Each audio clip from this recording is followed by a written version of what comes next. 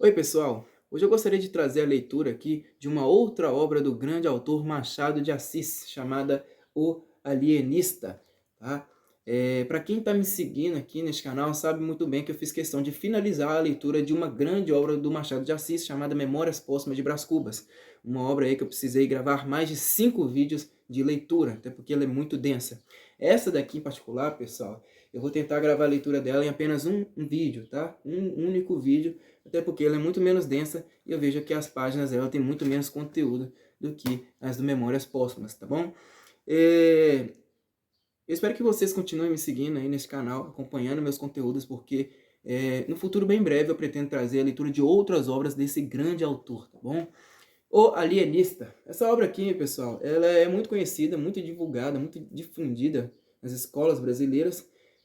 Na minha época de escola, né, eu lembro que meu professor de português me pediu para ler esse livro, no entanto eu não tive tempo de lê-lo, tá? Só hoje eu estou me dando aí essa oportunidade e, bem, pelo que eu vejo, por meio das opiniões das pessoas, me parece que é uma ótima obra, tá? Uma obra conhecidíssima e muito, vamos dizer, muito bem reconhecida pelos leitores de Machado de Assis, tá bom? Então, vamos lá.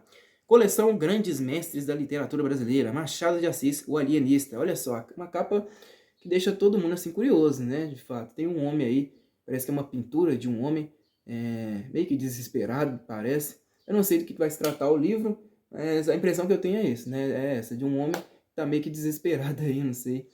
E instigante, vamos dizer assim, a capa do livro. Muito bem feita, tá? A capa do livro. O livro em si é muito bem feito. Olha só, publicado pela editora La Fonte. Para quem já tem costume de ver os meus vídeos aqui no canal, sabe que eu já li alguns livros dessa editora aí, né? La Fonte. E todos muito bem feitos, tá? Muito caprichado. Eu gostei bastante da capa dele. Vamos ver o que está aqui na contracapa. Eu vou tentar ler aqui para vocês. Vamos lá. O Alienista.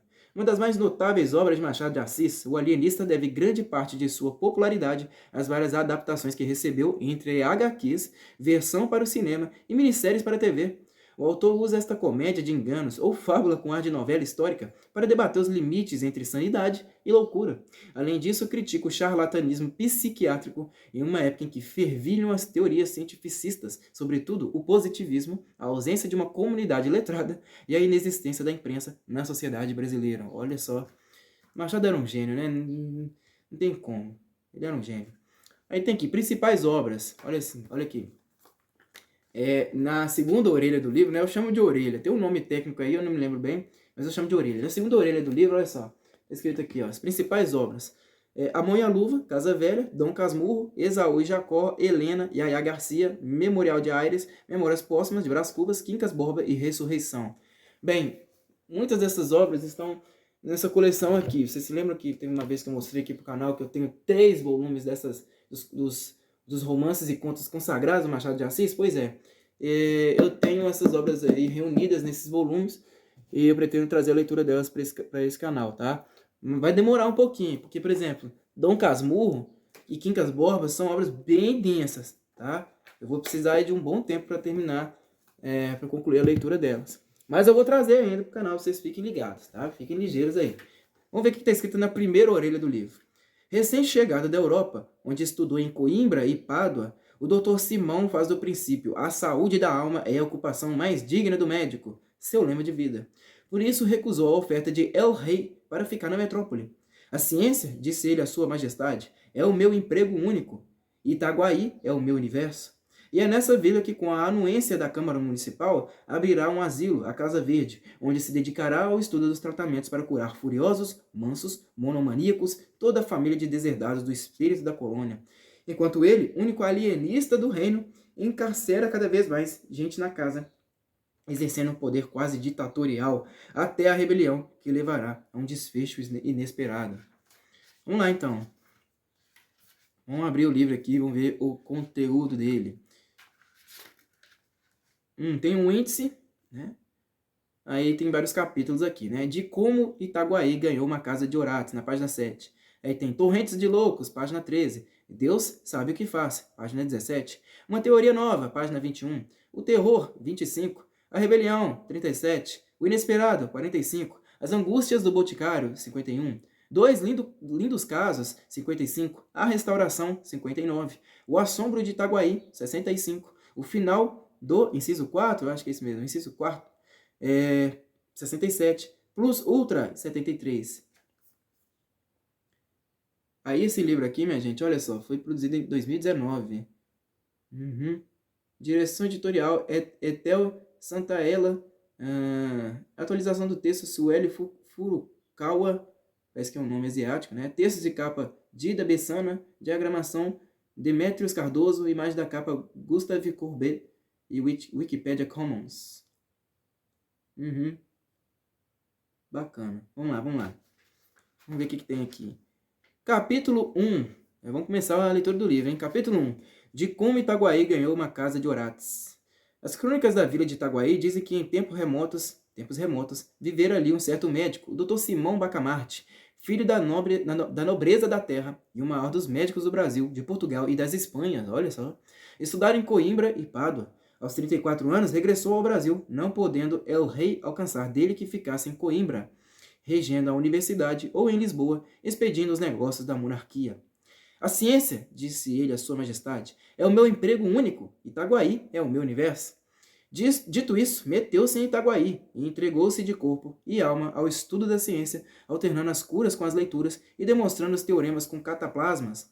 Aos 40 anos casou-se com Dona Evarista da Costa e Mascarenhas, senhora de 25 anos, viúva de um juiz de fora e não bonita nem simpática. Um dos tios dele, caçador de pacas perante o Eterno, e não menos franco, admirou-se de semelhante escolha e disse-lhe: Simão Bacamarte explicou-lhe que Dona Evarista reunia condições fisiológicas e anatômicas de primeira ordem, digeria com facilidade, dormia regularmente, tinha bom pulso e excelente vista, estava assim apta para dar-lhe filhos robustos, sãos e inteligentes. Se além dessas prendas, únicas dignas da preocupação de um sábio, Dona Evarista era mal composta de feições, longe de lastimá-lo, agradecia-o a Deus, porquanto não corria o risco de preterir os interesses da ciência na contemplação exclusiva, miúda e vulgar da consorte. Dona Evarista mentiu às esperanças do Dr. Bacamarte, não lhe deu filhos robustos nem mofinos. A índole natural da ciência é a longanimidade. O nosso médico esperou 3 anos, depois 4, depois 5. Ao cabo desse tempo, fez um estudo profundo da matéria, releu todos os escritores árabes e outros que trouxera para Itaguaí, enviou consultas às universidades italianas e alemãs, e acabou por aconselhar à mulher um regime alimentício especial. A ilustre dama, nutrida exclusivamente com a bela carne de porco de Itaguaí, não atendeu às admoestações do esposo, e à sua resistência, explicável, mas inqualificável, devemos à total extinção da dinastia dos Bacamartes. Mas a ciência tem um infalível dom de curar todas as mágoas. O nosso médico mergulhou inteiramente no estudo e na prática da medicina. Foi então que um dos recantos desta lhe chamou especialmente a atenção. O recanto psíquico, o exame de patologia cerebral. Não havia na colônia, e ainda no reino, uma só autoridade em semelhante matéria, mal explorada ou quase inexplorada. Simão Bacamarte compreendeu que a ciência lusitana, e particularmente a brasileira, podia cobrir-se de louros imarcessíveis. Expressão usada por ele mesmo, mas em um arroubo de intimidade doméstica. Exteriormente era modesto, segundo convém aos sabedores. A saúde da alma, bradou ele, é a ocupação mais digna do médico. Do verdadeiro médico, emendou Crispim Soares, boticário da vila e um dos seus amigos e comensais.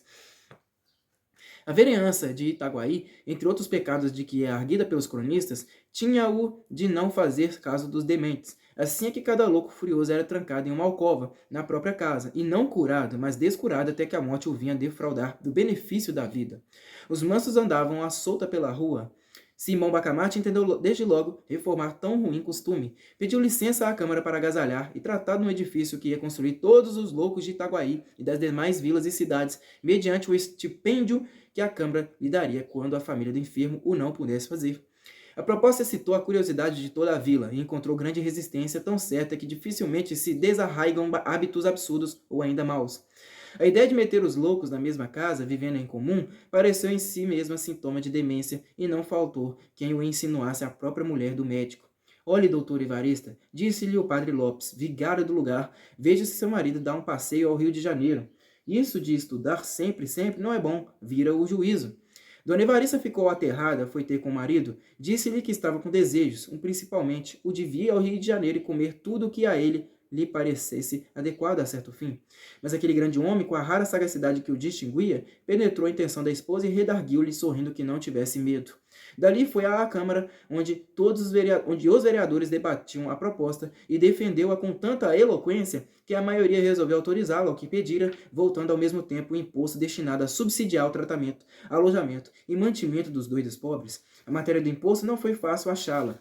Tudo estava tributado em Itaguaí. Depois de longos estudos, assentou-se em permitir o uso de 2 penachos nos cavalos dos enterros. Quem quisesse emplumar os cavalos de um coche mortuário pagaria 2 tostões à Câmara, repetindo-se tantas vezes esta quantia quantas fossem as horas decorridas entre a do falecimento e da última bênção na sepultura. O escrivão perdeu-se nos cálculos aritméticos do rendimento possível da nova taxa, e um dos vereadores que não acreditava na empresa do médico pediu que relevasse o escrivão de um trabalho inútil. Os cálculos não são precisos, disse ele, porque o Dr. Bacamarte não arranja nada. Quem é que viu agora meter todos os doidos dentro da mesma casa? Enganava-se o digno magistrado. O médico arranjou tudo. Uma vez empossado da licença, começou logo a construir a casa. Era na Rua Nova, a mais bela rua de Itaguaí naquele tempo. Tinha 50 janelas por lado, um pátio no centro e numerosos cubículos para os hóspedes. Como fosse grande arabista, achou no Corão que Maomé declara veneráveis os doidos pela consideração de que Alá lhes tira o juízo para que não pequem.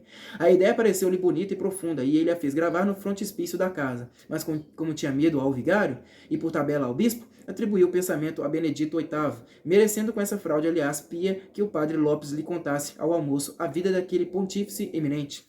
A Casa Verde foi o nome dado ao asilo por alusão à cor das janelas que pela primeira vez apareciam verdes em Itaguaí. Inaugurou-se com imensa pompa. De todas as vilas e povoações próximas e até remotas e da própria cidade do Rio de Janeiro, correu gente para assistir às cerimônias que duraram 7 dias. Muitos dementes já estavam recolhidos e os parentes tiveram ocasião de ver o carinho paternal e a caridade cristã com que eles iam ser tratados. Dona Evarista, contentíssima com a glória do marido, vestira-se luxuosamente, cobriu-se de joias, flores e sedas. Ela foi uma verdadeira rainha naqueles dias memoráveis. Ninguém deixou de ir visitá-la 2 e 3 vezes, apesar dos costumes caseiros e recatados do século, e não só a cortejavam, como a louvavam, porquanto, e este fato é um documento altamente honroso para a sociedade do tempo, porquanto viam nela a feliz esposa de um alto espírito, de um varão ilustre, e se lhe tinham inveja, era a santa e nobre inveja dos admiradores. Ao cabo de 7 dias expiraram as festas públicas. Itaguaí tinha finalmente uma casa de orates. Capítulo 2. Torrentes de loucos. 3 dias depois, numa expansão íntima com o boticário Crispim Soares, desvendou o alienista o mistério do seu coração.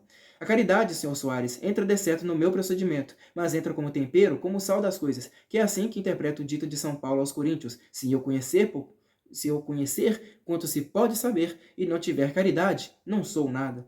O principal nesta minha obra da Casa Verde é estudar profundamente a loucura, os seus diversos graus, classificar-lhe os casos, descobrir enfim a causa do fenômeno e o remédio universal. Este é o mistério do meu coração. Creio que com isto presto um bom serviço à humanidade. Um excelente serviço, corrigiu o boticário. Sem este asilo, continuou o alienista, pouco poderia fazer. Ele dá-me, porém, muito maior campo aos meus estudos. Muito maior, acrescentou o outro.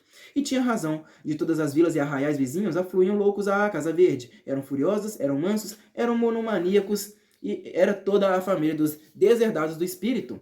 Ao cabo de 4 meses, a Casa Verde era uma povoação. Não bastaram os primeiros cubículos, mandou-se anexar uma galeria de mais 37. O padre Lopes confessou que não imaginara a existência de tantos doidos do mundo, e menos ainda inexplicável de alguns casos.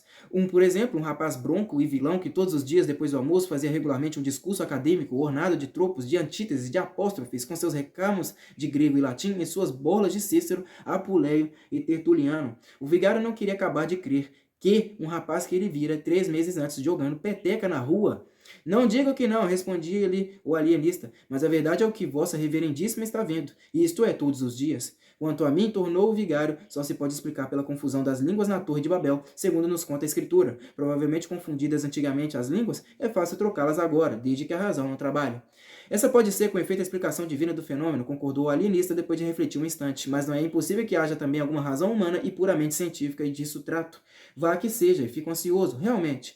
Os loucos por amor eram 3 ou 4, mas só 2 espantavam pelo curioso do delírio. O primeiro, um falcão, um rapaz de 25 anos, supunha-se estrela d'alva, abria os braços e alargava as pernas para dar-lhe certa afeição de raios, e ficava assim horas esquecidas a perguntar se o sol já tinha saído para ele recolher-se. O outro andava sempre à roda das salas ou do pátio, ao longo dos corredores, à procura do fim do mundo. Era um desgraçado a quem a mulher deixou por seguir um peralvilho. Mal descobrira a figura, armou-se de uma garrucha e saiu-lhes no encalço. Achou-os 2 horas depois ao pé de uma lagoa, matou-os a ambos com os maiores requintes e crueldade.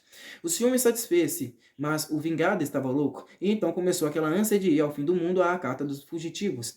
A mania das grandezas tinha exemplares notáveis. O mais notável era um pobre diabo, filho de um algibebe, que narrava às paredes, porque não olhava nunca para nenhuma pessoa, toda a sua genealogia, que era esta: Deus engendrou um ovo, o ovo engendrou a espada engendrou Davi, Davi engendrou a púrpura engendrou o duque engendrou o marquês, e o marquês engendrou o conde, que sou eu. Dava uma pancada na testa, um estalo com os dedos e repetia 5, 6 vezes seguidas: Deus engendrou um o ovo, etc. Outro da mesma espécie era um escrivão, que se vendia por mordomo do rei. Outro era um boiadeiro de Minas, cuja mania era distribuir boiadas a toda a gente. Dava 300 cabeças a um, 600 a outro, 1.200 a outro, e não acabava mais. Não falo dos casos de monomania religiosa. Apenas citarei um sujeito que, chamando-se João de Deus, dizia agora seu Deus João, e prometia o reino dos céus a quem o adorasse, e as pernas do inferno aos outros. E depois desse, o licenciado Garcia, que não dizia nada, porque imaginava que no dia que chegasse a proferir uma só palavra, todas as estrelas se despegariam do céu e abrasariam a terra. Tal era o poder que recebera de Deus. Assim o escrevia ele no papel que o alienista lhe mandava dar, menos por caridade do que por interesse científico. Que, na verdade, a paciência do alienista era ainda mais extraordinária do que todas as manias hospedadas na Casa Verde. Nada menos que assombrosa, Simão Bacamarte começou por organizar um pessoal de administração e, aceitando essa ideia ao boticário Crispim Soares, aceitou-lhe também 2 sobrinhos, a quem incumbiu da execução de um regimento que lhes deu aprovado pela Câmara, da distribuição da comida e de roupa, e assim também da escrita, etc. Era o melhor que podia fazer para somente cuidar do seu ofício. A Casa Verde, disse ele ao vigário, é agora uma espécie de mundo em que há o governo temporal e o governo espiritual. E o padre Lopes ria deste pio trocado e acrescentava, com o único fim de dizer também uma chalaça: deixe estar, que hei de mandá-lo denunciar ao Papa. Uma vez desonerado da administração, o alienista procedeu a uma vasta classificação dos seus enfermos. Dividiu-os primeiramente em 2 classes principais, os furiosos e os mansos. Daí passou a subclasses, monomanias, delírios e alucinações diversas. Isto feito, começou um estudo aturado e contínuo. Analisava os hábitos de cada louco, as horas de acesso, as aversões, as simpatias, as palavras, os gestos, as tendências. Inquiria da vida dos enfermos, profissão, costumes, circunstâncias da revelação mórbida, acidentes da infância e da mocidade, doenças de outra espécie, antecedentes na família, uma devassa, enfim, como não faria o mais atilado corregedor. E cada dia notava uma observação nova, uma descoberta interessante, um fenômeno extraordinário. Ao mesmo tempo estudava o melhor regime, as substâncias medicamentosas, os meios curativos e os meios paliativos, não só os que vinham nos seus amados árabes, como os que ele mesmo descobria à força da sagacidade e paciência. Ora, todo esse trabalho levava-lhe o melhor e o mais do tempo. Mal dormia e mal comia, e ainda comendo, era como se trabalhasse, porque ora interrogava um texto antigo, ora ruminava uma questão, e ia muitas vezes de um cabo a outro do jantar sem dizer uma só palavra a Dona Evarista. Capítulo 3. Deus sabe o que faz. Ilustre dama, no fim de 2 meses, achou-se a mais desgraçada das mulheres. Caiu em profunda melancolia, ficou amarela, magra, comia pouco e suspirava a cada canto. Não ousava fazer-lhe nenhuma queixa ou reproche, porque respeitava nele o seu marido e senhor, mas padecia calada e definhava a olhos vistos. Um dia, ao jantar, como lhe perguntasse o marido o que é que tinha, respondeu tristemente que nada. Depois atreveu-se um pouco e foi ao ponto de dizer que se considerava tão viúva como dantes, e acrescentou: quem diria nunca que meia dúzia de lunáticos...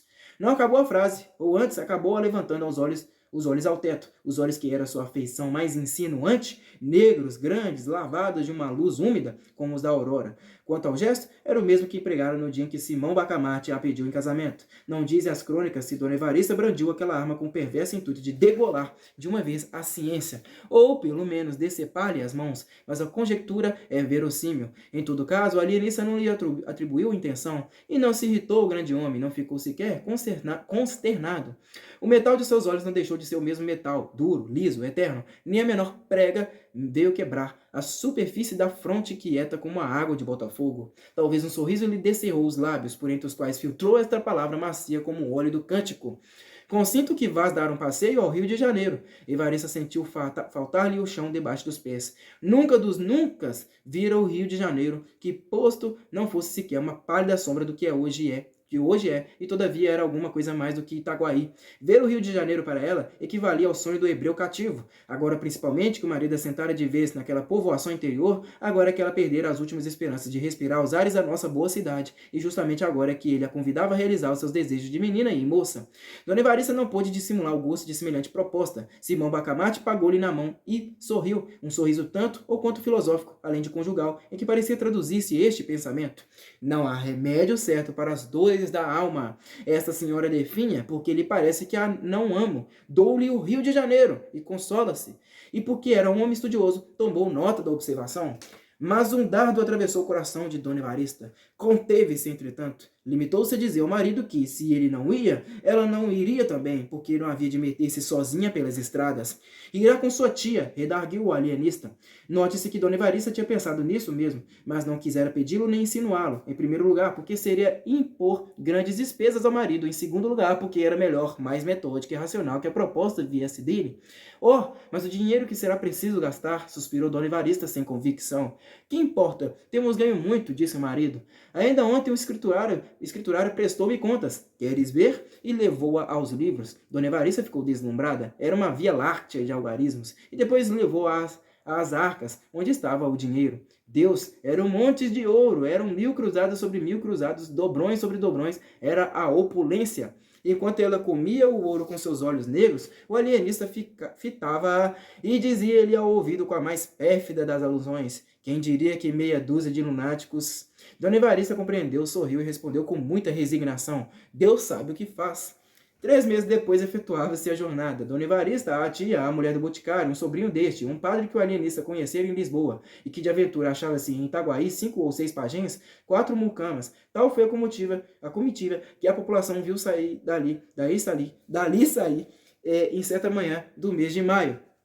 As despedidas foram tristes para todos, menos para o alienista. Conquanto as lágrimas de Dona Evarista fossem abundantes e sinceras, não chegara a abalá-lo. Homem de ciência, e só de ciência, nada o consternava fora da ciência. E se alguma coisa o preocupava naquela ocasião, se ele deixava correr pela multidão um olhar inquieto e policial, não era outra coisa mais do que a ideia de que algum demente podia achar-se ali misturado com a gente de juízo. Adeus! Soluçaram, enfim, as damas e o boticário. E partiu a comitiva. Crispim Soares, ao tornar a casa, trazia os olhos entre as 2 orelhas da besta ruana em que vinha montado. Simão Bacamarte alongava seus pelo horizonte adiante, deixando ao cavalo a responsabilidade do regresso. Imagem vivaz, aliás, do gênio e do vulgo. Um fita o presente com todas as suas lágrimas e saudades. Outro devassa o futuro com todas as suas auroras. Capítulo 4. Uma teoria nova. Ao passo que Dona Evarista em lágrimas vinha buscando o Rio de Janeiro, Simão Bacamarte estudava por todos os lados uma certa ideia arrojada e nova, própria a alargar as bases da psicologia. Todo o tempo que lhe sobrava dos cuidados da Casa Verde era pouco para andar na rua ou de casa em casa conversando às gentes sobre 30.000 assuntos e virgulando as falas de um olhar que metia medo aos mais heróicos. Um dia de manhã, eram passadas 3 semanas, estando Crispim Soares ocupado em temperar o medicamento, vieram dizer-lhe que o alienista o mandava chamar. Trata-se de negócio importante, segundo ele me disse, acrescentou o portador. Crispim palideceu. Que negócio importante podia ser, se não alguma notícia da comitiva, e especialmente da mulher? Porque este tópico deve ficar claramente definido, visto e insistirem nele os cronistas. Crispim amava a mulher, e desde 30 anos nunca estiveram separados um só dia. Assim se explicam os monólogos que ele fazia agora e que os flâmulos lhe ouviam muita vez. Anda, bem feito. Quem te mandou consentir na viagem de Cesárea? Bajulador, torpe bajulador, só para adular ao doutor Bacamarte, pois agora aguenta-te. Anda, aguente, alma de lacaio, fracalhão, vil, miserável. Dizes amém a tudo, não é? Aí tens o lucro, biltre. E muitos outros nomes feios que um homem não deve dizer aos outros, quanto mais a si mesmo. Daqui a imaginar o efeito do recado é um nada. Tão depressa ele o recebeu como abriu mão das drogas e voou à Casa Verde. Simão Bacamarte recebeu-o com a alegria própria de um sábio, uma alegria abotoada de circunspeção até o pescoço. Estou muito contente, disse ele. Notícia do nosso povo? Perguntou o boticário com a voz trêmula. O alienista fez um gesto magnífico e respondeu: trata-se de coisa mais alta, trata-se de uma experiência científica. Digo experiência porque não me atrevo a assegurar desde já a minha ideia. Nem a ciência é outra coisa. Senhor Soares, senão uma investigação constante. Trata-se, pois, de uma experiência, mas uma experiência que vai mudar a face da Terra. A loucura, objeto dos meus estudos, era até agora uma ilha perdida no oceano da razão. Começa a suspeitar que é um continente. Disse isto e calou-se para ruminar o pasmo do boticário. Depois explicou compridamente a sua ideia. No conceito dele, a insânia abrangia uma vasta superfície de cérebros, e desenvolveu isto com grande cópia de raciocínios, de textos, de exemplos. Os exemplos achou-os na história e em Itaguaí, mas, como um raro espírito que era, reconheceu o perigo de citar todos os casos de Itaguaí e refugiou-se na história. Assim, apontou com especialidade alguns personagens célebres: Sócrates, que tinha um demônio familiar; Pascal, que via um abismo à esquerda; Maomé, Caracalla, Domiciano, Calígula, etc. Uma enfiada de casos e pessoas em que de mistura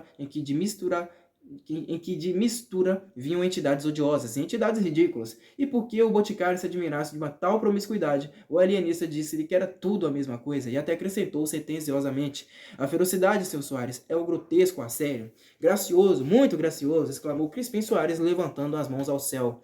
Quanto à ideia de ampliar o território da loucura, achou-a o boticário extravagante, mas a modéstia principal adorno de seu espírito não lhe sofreu confessar outra coisa além de um nobre entusiasmo. Declarou-a sublime e verdadeira, e acrescentou que era caso de matraca. Essa expressão não tem equivalente no estilo moderno. Naquele tempo, Itaguaí, que como as demais vilas, arraiais e povoações da colônia, não dispunha de imprensa, tinha dois modos de divulgar uma notícia: ou por meio de cartazes manuscritos e pregados na porta da Câmara e da Matriz, ou por meio de matraca. Eis em que consistia este segundo uso. Contratava-se um homem por um ou mais dias para andar nas ruas do povoado com uma matraca na mão. De quando em quando tocava a matraca, reunia-se gente e ele anunciava o que lhe incumbia: um remédio para sezões, umas terras lavradias, um soneto, um donativo eclesiástico, a melhor tesoura da vila, o mais belo discurso do ano, etc. O sistema tinha inconvenientes para a paz pública, mas era conservado pela grande energia de divulgação que possuía. Por exemplo, um dos vereadores, aquele justamente que mais se opusera à criação da Casa Verde, desfrutava a reputação de perfeito educador e de cobras e macacos, e aliás nunca domesticara um só desses bichos, mas tinha o cuidado de fazer trabalhar a matraca todos os meses, e dizem as crônicas que algumas pessoas afirmavam ter visto cascavéis dançando no peito do vereador, afirmação perfeitamente falsa, mas só devida à absoluta confiança no sistema. Verdade, verdade, nem todas as instituições do antigo regime mereciam desprezo do nosso século. Há melhor do que anunciar minha ideia, é praticá-la, respondeu o alienista à insinuação do boticário. E o boticário, não divergindo sensivelmente deste modo de ver, disse-lhe que sim, que era melhor começar pela execução. Sempre haverá tempo de dar a matraca, concluiu ele. Simão Bacamarte refletiu ainda um instante e disse: suponho o espírito humano uma vasta concha. O meu fim, senhor Soares, é ver se posso extrair a pérola que é a razão. Por outros termos, demarquemos definitivamente os limites da razão e da loucura. A razão é o perfeito equilíbrio de todas as faculdades. Fora daí, insânia, insânia e só insânia. O vigário Lopes, a quem ele confiou a nova teoria, declarou lisamente que não chegava a entendê-la, que era uma obra absurda, e se não era absurda, era de tal modo colossal que não merecia princípio de execução. Com a definição atual, que é de todos os tempos, acrescentou: a loucura e a razão estão perfeitamente delimitadas. Sabe-se onde uma acaba e onde a outra começa. Para que transpor a cerca? Sobre o lábio fino e discreto do alienista roçou a vaga sombra de uma intenção de riso em que o desdém vinha casado à comiseração. É isso mesmo? Comiseração. Mas nenhuma palavra saiu de suas egrégias entranhas. A ciência contentou-se em estender a mão à teologia, com tal segurança que a teologia não soube enfim se devia crer em si ou na outra. Itaguaí e o universo ficavam à beira de uma revolução. Capítulo 5. Terror. 4 dias depois, a população de Itaguaí ouviu consternada a notícia de que um certo Costa fora recolhido à Casa Verde. Impossível? Qual impossível? Foi recolhido hoje de manhã, mas a verdade ele não merecia. Ainda em cima, depois de tanto que ele fez, Costa era um dos cidadãos mais estimados de Itaguaí, e herdara 400 mil cruzados em boa moeda de el-rei Dom João V, dinheiro cuja renda bastava, segundo lhe declarou o tio no testamento, para viver até o fim do mundo. Tão depressa recolheu a herança como entrou e dividi-la em empréstimos, sem usura, 1.000 cruzados a um, 2.000 a outro, 300 a este, 800 a aquele, a tal ponto que no fim de 5 anos estava sem nada.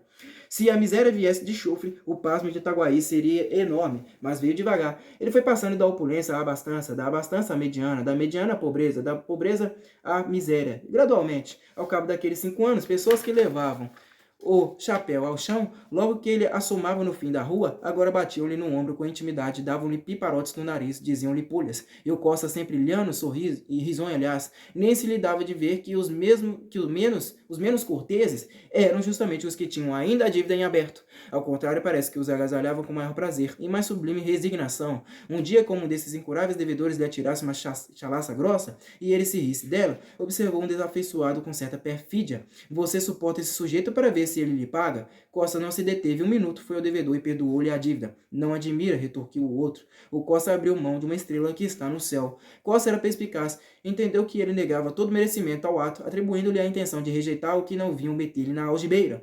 Era também pundonoroso e inventivo. 2 horas depois achou um meio de provar que lhe não cabia um tal label. Pegou de algumas dobras e mandou-as de empréstimo ao devedor. Agora espero que, pensou ele sem concluir a frase. Esse último rasgo do Costa persuadiu a crédulos e incrédulos. Ninguém mais pôs em dúvida os sentimentos cavalheirescos daquele digno cidadão. As necessidades mais acanhadas saíram à rua vieram bater-lhe à porta com seus chinelos velhos com as suas capas remendadas. Um verme, entretanto, roía a alma do Costa. Era o conceito de desafeto, mas isso mesmo acabou. 3 meses depois, veio este pedir-lhe uns 120 cruzados com promessa de restituir-lhes daí a 2 dias. Era o resíduo da grande herança, mas era também uma nobre desforra.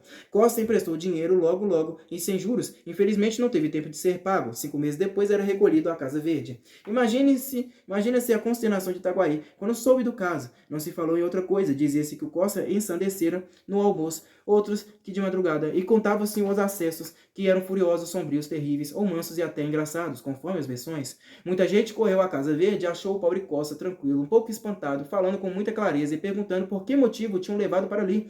Alguns foram ter com um alienista. Bacamarte aprovara esses sentimentos de estima e compaixão, mas acreditava que a ciência era a ciência e que ele não podia deixar na rua um mentecapto. A última pessoa que intercedeu por ele, porque depois do que vou contar ninguém mais se atreveu a procurar o terrível médico, foi uma pobre senhora, prima do Costa. O alienista disse-lhe confidencialmente que este digno homem não estava no perfeito equilíbrio das faculdades mentais, à vista do modo como dissipara os cabedais que... Isso não, interrompeu a boa senhora com energia. Se ele gastou tão depressa o que recebeu, a culpa não é dele. Não? Não, senhor. Eu lhe digo como o negócio se passou. O defunto meu tio não era mau homem, mas quando estava furioso era capaz de nem tirar o chapéu ao Santíssimo. Ora, um dia, pouco tempo antes de morrer, descobriu que um escravo lhe roubara um boi. Imagine como ficou. A cara era um pimentão, todo ele tremia.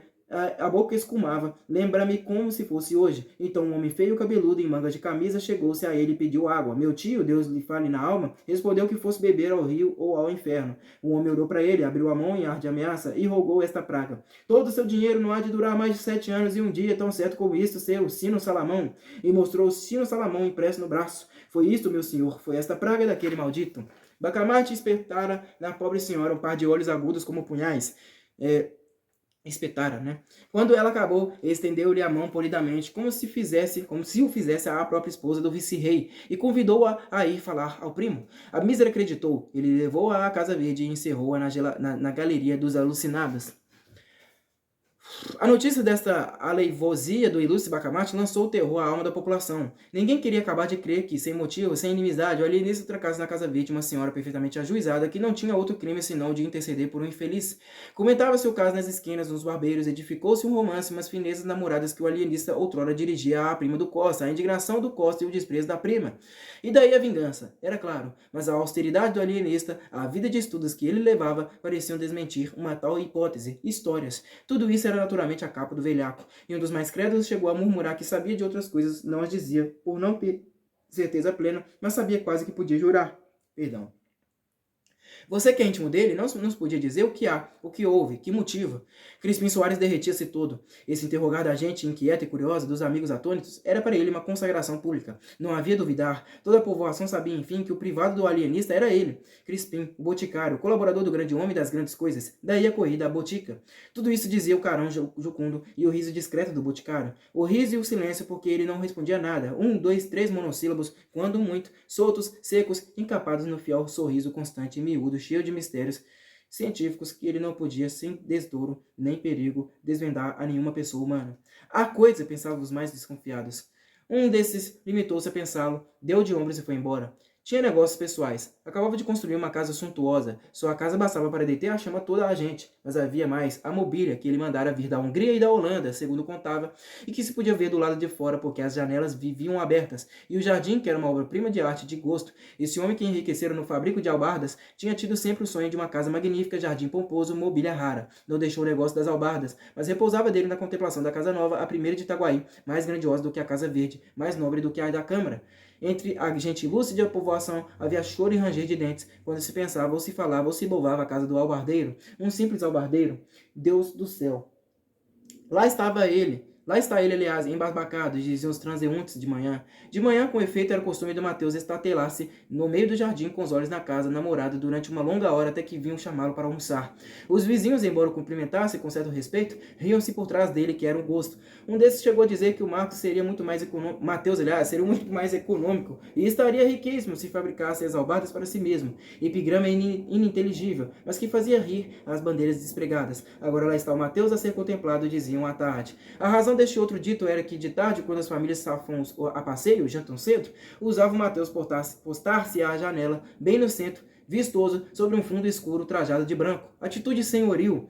E assim ficava 2 horas a 3 horas até que anoitecia de todo. Pode crer-se que a intenção do Mateus era ser admirado e invejado, posto que ele não a confessasse a uma pessoa, nem ao Boticário, nem ao Padre Lopes, seus grandes amigos. E, entretanto, não foi outra a alegação do Boticário quando o alienista lhe disse que o albardeiro talvez padecesse do amor das pedras, mania que ele, Bacamarte, descobrira e estudava desde algum tempo. Aquilo de contemplar a casa. Não, senhor, acudiu vivamente Crispim Soares. Não? Há de perdoar-me, mas talvez não saiba que ele de manhã examina a obra, não a admira. De tarde, são os outros que o admiram a ele e à obra, e contou o uso do albardeiro todas as tardes, desde cedo até o cair da noite. Uma volúpia científica iluminou os olhos de Simão Bacamarte. Ou ele não conhecia todos os costumes do albardeiro, ou nada mais quis, interrogando Crispim, do que confirmar alguma notícia incerta ou suspeita vaga. A explicação satisfê-lo, mas como tinha as alegrias próprias de um sábio concentradas, nada viu o Boticário que fizesse suspeitar uma intenção sinistra. Ao contrário, era de tarde, e o alienista pediu-lhe o braço para irem a passeio. Deus! Era a primeira vez que Simão Bacamarte dava ao seu privado tamanha honra. Crispim ficou trêmulo, atarantado. Disse que sim, que estava pronto. Chegaram 2 ou 3 pessoas de fora. Crispim mandou-as mentalmente a todos os diabos. Não só atrasava o passeio, como podia acontecer que Bacamarte elegesse alguma delas para acompanhá-lo e o dispensasse a ele. Que impaciência, que aflição. Enfim saíram. O alienista guiou, aliás, para os lados da casa do albardeiro, viu-o à janela. Passou 5, 6 vezes por diante, devagar, parando, examinando as atitudes, a expressão do rosto. O pobre Mateus apenas notou que era objeto da curiosidade ou admiração do primeiro vulto de Itaguaí, redobrou de expressão, deu outro relevo às atitudes. Triste, triste, não fez mais do que condenar-se. No dia seguinte foi recolhido à Casa Verde. A Casa Verde é um cárcere privado, disse o médico sem clínica. Nunca uma opinião pegou e graçou tão rapidamente. Cárcere privado. Eis o que se repetia de norte a sul e de leste a oeste de Itaguaí. Há medo, é verdade, porque durante a semana que se seguiu à captura do pobre Mateus, 20 e tantas pessoas, 2 ou 3 de consideração, foram recolhidas à Casa Verde. O alienista dizia que só eram admitidos os casos patológicos, mas pouca gente lhe dava crédito. Sucediam-se as versões populares: vingança, cobiça de dinheiro, castigo de Deus, monomania do próprio médico, plano secreto do Rio de Janeiro com o fim de destruir em Itaguaí qualquer germe de prosperidade que viesse a brotar, a arvorecer, florir com desdouro e míngua daquela cidade, 1000 outras explicações que não explicavam nada. Tal era o produto diário da imaginação pública. Nisso chegou do Rio de Janeiro a esposa do alienista, a tia, a mulher do Crispim Soares e toda a mais comitiva, ou quase toda, que algumas semanas antes partira de Itaguaí. O alienista foi recebê-la com o Boticário, o Padre Lopes, os vereadores e vários outros magistrados.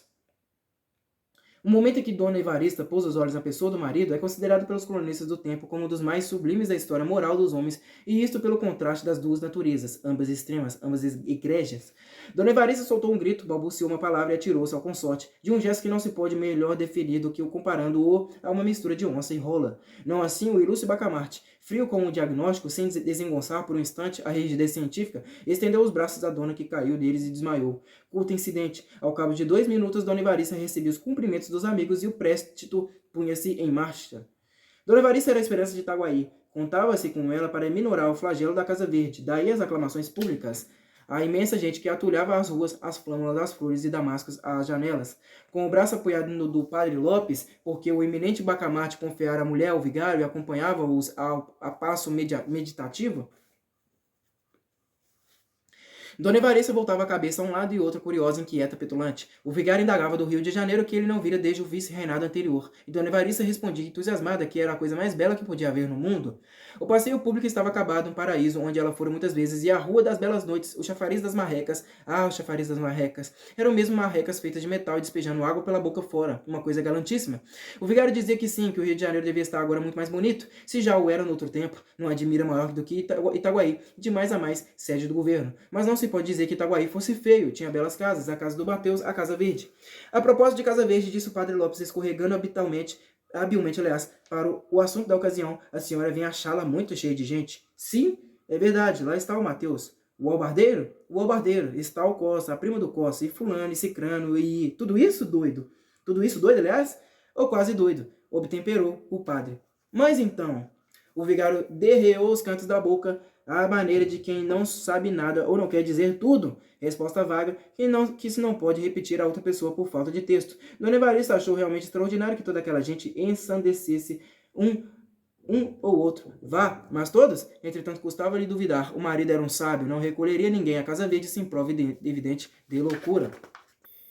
3 horas depois, cerca de 50 convivas sentavam-se em volta da mesa de Simão Bacamarte. Era o jantar das boas-vindas. Dona Evarista foi o assunto obrigado dos brindes, discursos, versos de toda a casta, metáforas, amplificações, apólogos. Ela era a esposa do novo Hipócrates, a musa da ciência, anjo, divina, aurora, caridade, vida, consolação. Trazia nos olhos 2 estrelas, segundo a versão modesta de Crispim Soares, e 2 sóis no conceito de um vereador. O alienista ouvia essas coisas um tanto enfastiado, mas invisível impaciência. Quando muito dizia ao ouvido da mulher que a retórica permitia tais arrojos sem significação, Dona Evarista fazia esforço para aderir a esta opinião do marido. Mas ainda descontando 3/4 partes das louvaminhas, ficava muito com que enfunar-lhe a alma. Um dos oradores, por exemplo, Martim Brito, rapaz de 25 anos, pinta alegrete acabado, curtido de namoros e aventuras, declamou um discurso em que o nascimento de Dona Evarista era explicado pelo mais singular dos réptos. Deus disse ele, depois de dar ao universo o homem e a mulher, esse diamante e essa pérola da coroa divina. E o orador arrastava triunfalmente essa frase de uma ponta à outra da mesa. Deus quis vencer a Deus e criou Dona Evarista. Dona Evarista baixou os olhos com exemplar modéstia. 2 senhoras, achando a cortesanice excessiva e audaciosa, interrogaram os olhos do dono da casa, e na verdade o gesto do alienista pareceu-lhes nublado de suspeitas, de ameaças e provavelmente de sangue. O atrevimento foi grande, pensaram as 2 damas, e uma e outra pediam a Deus que removesse qualquer episódio trágico, ou que o adiasse, ao menos para o dia seguinte. Sim, que o adiasse. Uma delas, a mais piedosa, chegou a admitir consigo mesma que Dona Evarista não merecia nenhuma desconfiança, tão longe estava de ser atraente ou bonita. Uma simples água morna. A verdade é que se todos os gostos fossem iguais, o que seria do amarelo? Essa ideia fê-la tremer outra vez, embora menos porque o alienista sorria agora para o Martim Brito e, levantados todos, foi ter com ele e falou-lhe do discurso. Não lhe negou que era um improviso brilhante, cheio de rasgos magníficos. Seria dele mesma a ideia relativa ao nascimento de Dona Evarista, ou tê-la-ia encontrado em algum autor que... Não, senhor, era dele mesmo. Achou-a naquela ocasião e parecia-lhe adequada a um arroubo oratório. De resto, suas ideias eram antes arrojadas do que ternas ou jocosas. Dava para o épico. Uma vez, por exemplo, compôs uma ode à queda do Marquês de Pombal, em que dizia que este ministro era o dragão aspérrimo do nada, esmagado pelas garras vingadoras do todo, e assim outras mais ou menos fora do comum. Gostava das ideias sublimes e raras, das imagens grandes e nobres. Pobre moço, pensou o alienista, e continuou consigo. Trata-se de um caso de lesão cerebral, fenômeno sem gravidade, mas digno de estudo.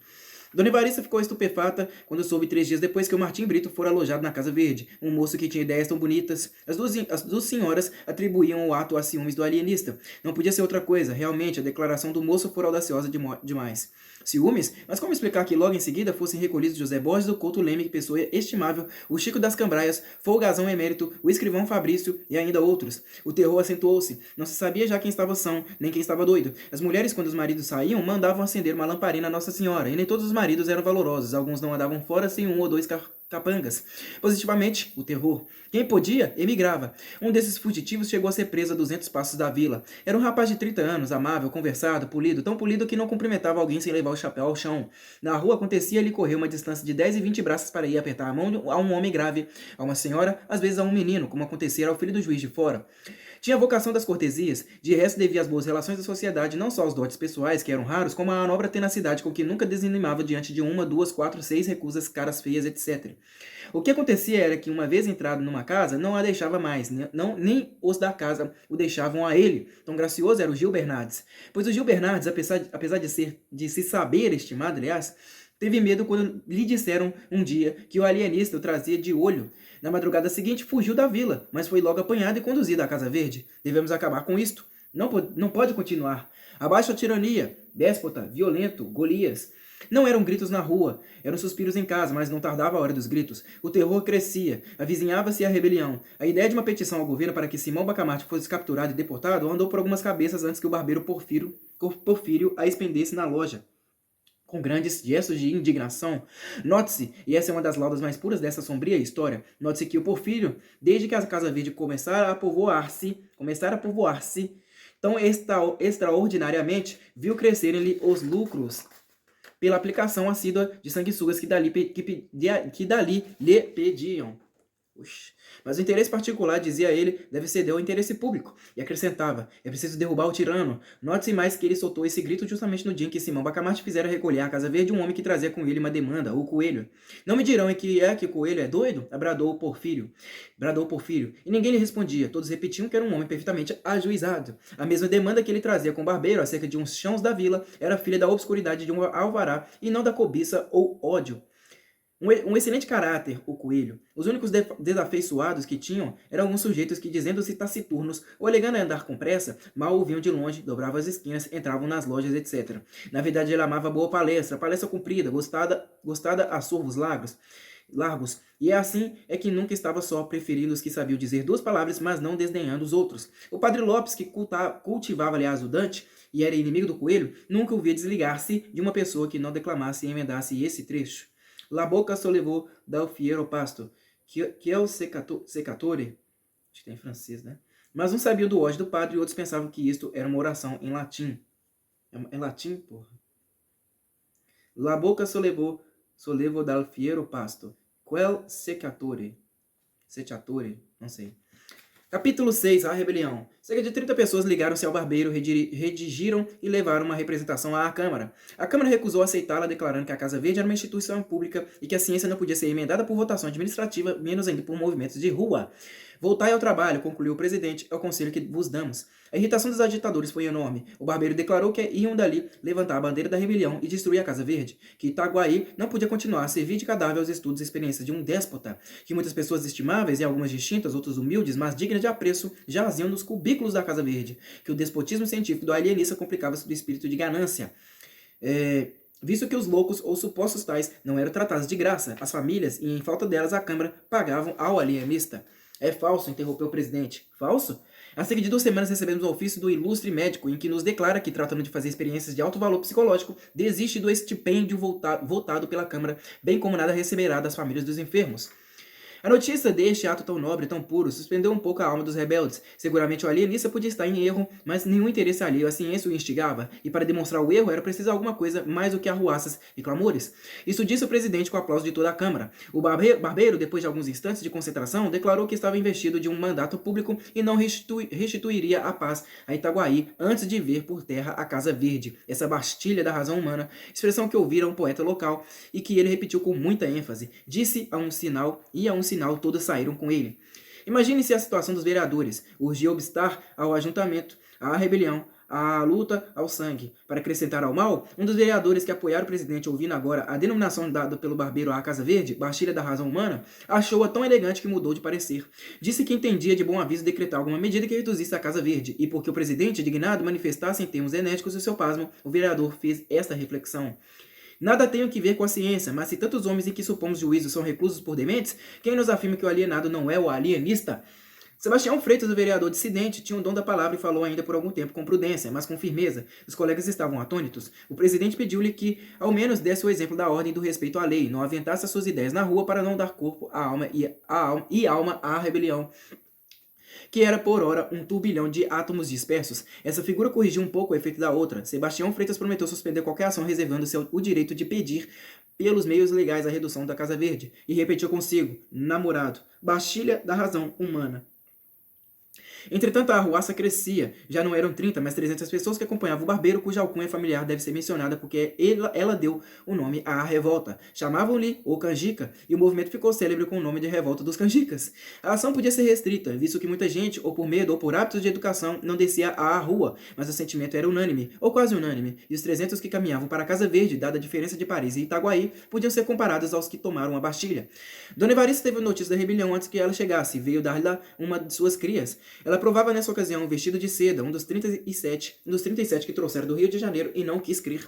Há de ser alguma patuscada, dizia ela, mudando a posição de um alfinete. Benedita vê se a barra está boa. Está assim, respondia a mucama de cócoras no chão. Está boa. Sinhá vira um bocadinho. Assim, está muito boa. Não é patuscada não, senhora. Eles estão gritando. Morro o doutor Bacamarte, o tirano, dizia o moleque assustado. Cala a boca, tolo. Benedita, olha aí do lado esquerdo. Não parece que a costura está um pouco enviesada? A risca azul não segue até baixo. Está muito feio assim. É preciso descoser para ficar igualzinho e... Morra o doutor Bacamarte, morra o tirano! Uivaram fora 300 vozes. Era a rebelião que desembocava na Rua Nova. Dona Evarista ficou sem pinga de sangue. No primeiro instante não deu um passo, não fez um gesto. O terror petrificou-a. A mucama correu instintivamente para a porta do fundo. Quanto ao moleque, a quem Dona Evarista não dera crédito, teve um instante de triunfo súbito, um certo movimento súbito, imperceptível, entranhado de satisfação moral ao ver que a realidade vinha jurar por ele. Morra um alienista! Bradavam as vozes mais perto. Dona Evarista, se não resistia facilmente às comoções de prazer, sabia intestar com os momentos de perigo. Não desmaiou. Correu à sala interior, onde o marido estudava. Quando ela ali entrou, precipitada, o ilustre médico escrutava um texto de Averroes. Os olhos dele, empanados pela cogitação, subiam do livro ao teto e baixavam do teto ao livro, cegos para a realidade exterior, videntes para os profundos trabalhos mentais. Dona Evarista chamou pelo marido duas vezes, sem que ele lhe desse atenção. A terceira ouviu e perguntou-lhe o que tinha, se estava doente. Você não ouve estes gritos? Perguntou a digna esposa em lágrimas. O alienista atendeu então. Os gritos aproximavam-se terríveis e ameaçadores. Ele compreendeu tudo. Levantou-se da cadeira de espaldar em que estava sentado, fechou o livro e a passo firme e tranquilo foi depositá-lo na estante. Como a introdução do volume desconcertasse um pouco a linha dos dois tomos contíguos, Simão Bacamarte cuidou de corrigir esse defeito mínimo e, aliás, interessante. Depois disse à mulher que se recolhesse, que não fizesse nada. Não, não, implorava a digna senhora, que quero morrer ao lado de você. Simão Bacamarte temou que não era caso de morte, e ainda que o fosse, intimava-lhe, em nome da vida, que ficasse. A infeliz dama curvou a cabeça obediente e chorosa. Abaixo a Casa Verde! Bradavam os canjicas. O alienista caminhou para a varanda da frente e chegou ali no momento em que a rebelião também chegava e parava de frente com as suas 300 cabeças rutilantes de civismo e sombrias de desespero. Morra, morra! Bradaram de todos os lados, apenas o vulto do alienista assomou na varanda.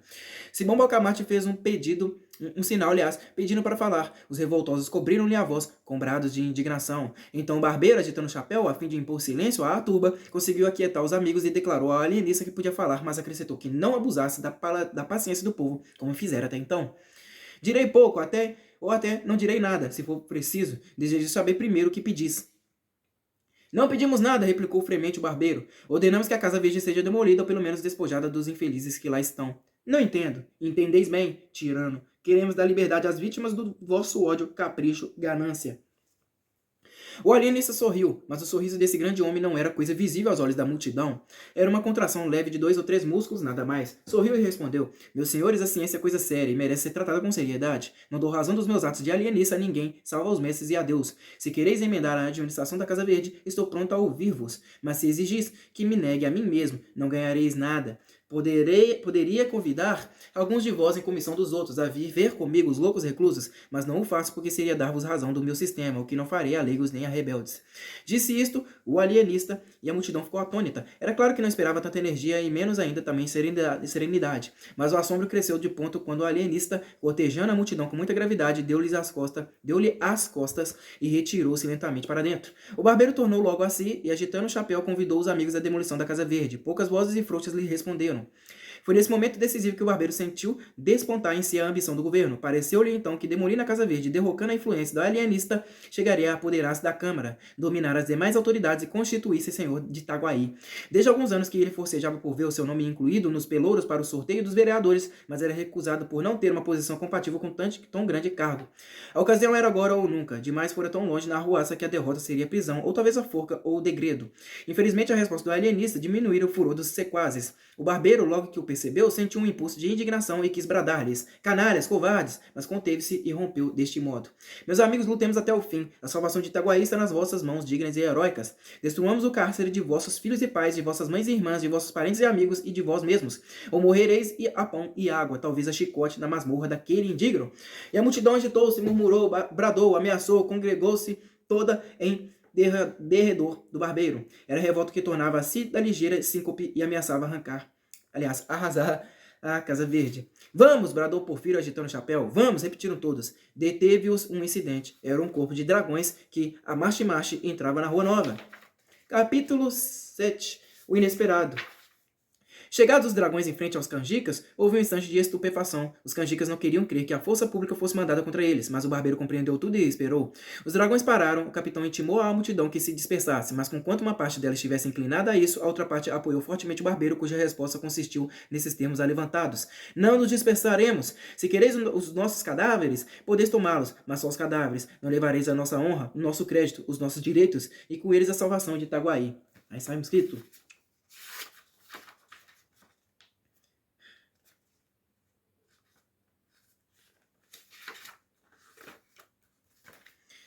Nada mais imprudente do que essa resposta do barbeiro, e nada mais natural. Era a vertigem das grandes crises. Talvez fosse também um excesso de confiança na abstenção das armas por parte dos dragões. Confiança que o capitão dissipou logo, mandando carregar sobre os canjicas. O momento foi indescritível. A multidão urrou furiosa. Alguns trepando as janelas das casas ou correndo pela rua fora conseguiram escapar, mas a maioria ficou bufando de cólera, indignada e animada pela exortação do barbeiro. A derrota dos canjicas estava iminente quando um terço dos dragões, qualquer que fosse o motivo, as crônicas não declaram, passou subitamente para o lado da rebelião. Este inesperado reforço deu alma aos canjicas, ao mesmo tempo que lançou desânimo nas fileiras da ilegalidade. Os soldados fiéis não tiveram coragem de atacar os seus próprios camaradas e um a um foram passando para eles, de modo que ao cabo de alguns minutos o aspecto das coisas era totalmente outro. O capitão estava de um lado com alguma gente contra uma massa compacta que o ameaçava de morte. Não teve remédio, declarou-se vencido e entregou a espada ao barbeiro. A revolução triunfante não perdeu um só minuto, recolheu os feridos às casas próximas e guiou para a câmara. Povo e tropa fraternizavam, davam vivas a El-Rei, ao vice-rei, a Itaguaí, ao ilustre Porfírio. Este ia na frente empunhando tão destramente a espada, como se ela fosse apenas uma navalha um pouco mais comprida. A vitória cingia-lhe a fronte de um nimbo misterioso. A dignidade de governo começava a enrijar-lhe os quadris. Os vereadores das janelas, vendo a multidão e a tropa, cuidaram que a tropa capturara a multidão, e sem mais exame entraram e votaram uma petição ao vice-rei para que mandasse dar um mês de soldo aos dragões, cujo denudo salvou Itaguaí do abismo a que o tinha lançado uma cáfila de rebeldes. Essa frase foi proposta por Sebastião Freitas, o vereador dissidente cuja defesa dos canjicas tanto escandalizara os colegas. Mas bem depressa a ilusão se desfez. Os vivas ao barbeiro, os morras aos vereadores e ao alienista vieram dar-lhe notícias da triste realidade. Dar-lhes notícia da triste realidade. O presidente não desanimou. Qualquer que seja a nossa sorte, disse ele, lembremos-nos de que estamos a serviço de sua majestade e do povo. Sebastião insinuou que melhor se poderia servir à coroa e à vila, saindo pelos fundos e indo conferenciar com o juiz de fora, mas toda a câmara rejeitou esse alvitre. Daí a nada o barbeiro, acompanhado de alguns de seus tenentes, entrava na sala da vereança e intimava à câmara a sua queda. A câmara não resistiu, entregou-se e foi dali para a cadeia. Então os amigos do barbeiro propuseram-lhe que assumisse o governo da vila em nome de sua majestade. Porfírio aceitou o encargo, embora não desconhecesse, acrescentou, os espinhos que trazia. Disse mais que não podia dispensar o concurso dos amigos presentes, ao que eles prontamente anuíram. O barbeiro veio à janela e comunicou ao povo essas resoluções, que o povo ratificou, aclamando o barbeiro. Este tomou a denominação de protetor da vila em nome de sua majestade e do povo. Expediram-se logo várias ordens importantes, comunicações oficiais do novo governo, uma exposição minuciosa ao vice-rei com muitos protestos de obediência às ordens de sua majestade. Finalmente uma proclamação ao povo, curta, mas enérgica. Itaguaienses, uma câmara corrupta e violenta conspirava contra os interesses de sua majestade e do povo. A opinião pública tinha condenado. Um punhado de cidadãos fortemente apoiados pelos bravos dragões de sua majestade acaba de a dissolver ignominiosamente e por unânime consenso da vila foi-me confiado a manda suprema até que sua majestade excessiva ordenar o que parece melhor ao seu real serviço. Itaguaienses, não vos peço senão que me rodeis de confiança, que me auxilieis em restaurar a paz e a fazenda pública, tão desabaratada pela Câmara que ora findou às vossas mãos. Contai com o meu sacrifício e ficai certos de que a coroa será por nós. O protetor da vila, em nome de sua majestade e do povo, Porfírio Caetano das Neves. Toda a gente advertiu no absoluto silêncio desta proclamação acerca da Casa Verde, e segundo uns, não podia haver mais vivo indício dos projetos tenebrosos do barbeiro. O perigo era tanto maior quanto que, no meio desses graves sucessos, o alienista metera na Casa Verde umas 7 ou 8 pessoas, entre elas 2 senhoras, sendo dos homens aparentado com o protetor. Não era um rapto, um ato intencional, mas todos o interpretaram dessa maneira e a vila respirou com a esperança de que o alienista dentro de 24 horas estaria a ferros e destruído o terrível cadáver, o terrível cárcere. O dia acabou alegremente. Enquanto o arauto da matraca ia recitando de esquina em esquina a proclamação, o povo espalhava-se nas ruas e jurava morrer em defesa do ilustre Porfírio. Poucos gritos contra a Casa Verde, prova de confiança na ação do governo. O barbeiro faz expedir um ato declarando feriado aquele dia, e entabulou negociações com o vigário para a celebração de um T-D1. Tão conveniente era aos olhos dele a conjunção do poder temporal com o espiritual, mas o padre Lopes recusou abertamente o seu concurso. Em todo caso, vossa reverendíssima não se alistará entre os inimigos do governo? Disse-lhe o barbeiro, dando à fisionomia um aspecto tenebroso, ao que o padre Lopes respondeu, sem responder. Como alistar-me se o novo governo não tem inimigos? O barbeiro sorriu, era pura verdade. Salvo o capitão, os vereadores e os principais da vila, toda a gente o aclamava. Os mesmos principais, se não o aclamavam, não tinham saído contra ele. Nenhum dos almotacés deixou de vir receber suas ordens. No geral, as famílias abençoavam o nome daquele que ia, enfim, libertar Itaguaí da Casa Verde e do terrível Simão Bacamarte. Capítulo 8. As angústias do boticário. 24 horas depois do sucesso narrado no capítulo anterior, o barbeiro saiu do Palácio do Governo. Foi a denominação dada à Casa da Câmara, com 2 ajudantes de ordens, e dirigiu-se à residência de Simão Bacamarte. Não ignorava ele que era mais decoroso ao governo mandá-lo chamar. O receio, porém, de que o alienista não obedecesse obrigou-o a parecer tolerante e moderado. Não descreva o terror do Boticário ao ouvir dizer que o barbeiro ia à casa do alienista. Vai prendê-lo, pensou ele.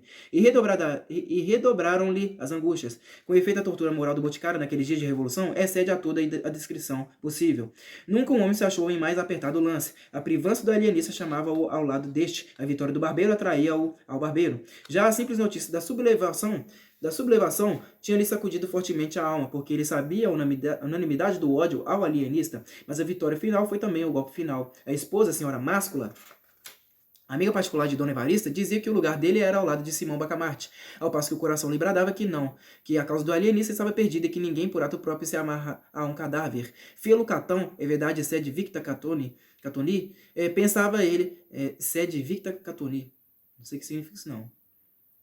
Pensava ele relembrando algumas palestras habituais do padre Lopes, mas Catão não se ateou a uma causa vencida. Ele era a própria causa vencida, a causa da República. O seu ato, portanto, foi de egoísta, de um miserável egoísta. Minha situação é outra. Insistindo, porém, a mulher não achou Crispim Soares outra saída em tal crise senão adoecer. Declarou-se doente e meteu-se na cama. Lá vai o Porfírio à casa do doutor Bacamarte, disse-lhe a mulher no dia seguinte à cabeceira da cama. Vai acompanhado de gente. Vai prendê-lo, pensou o Boticário.